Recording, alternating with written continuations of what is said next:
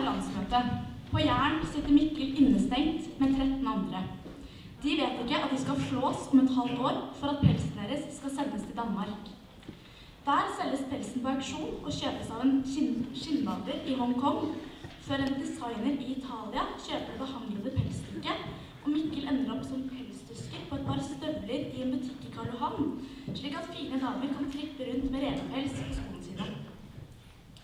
I dag eksporterer vi rundt 99% av pelsen som produseres her i landet. Vi har lenge vært blant de 3 største produsentene av revepels i verden.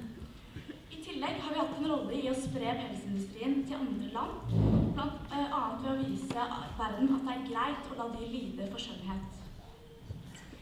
Et av disse landene er Kina, som har blitt verdens største eksportør av pels og pelsindustriens versting. I Kina er det ingen straffer for mishandling av dyr, og ingen restriksjoner rundt pelsdyrenes levestandard. Landsmøtet. Det er ikke bare de 800 000 dyrene som avles for å drepes hvert år som lider under norsk pelsindustri. Vårt lille land har en mye større rolle i den internasjonale pelsindustrien enn mange er klar over. Stadig flere land i Europa har forbudt eller er i ferd med å forby pelsdyrsoppdrett. Landet er naturlig å sammenligne Norge med. Likevel fortsetter Norge den groteske leken, selv om de andre synes den er blitt for drøy. Det er viktig at også Norge kan sende et signal til resten av verden, slik at flere land kan følge etter. Men det er også viktig at vi tar ansvar for dyrenes rettigheter.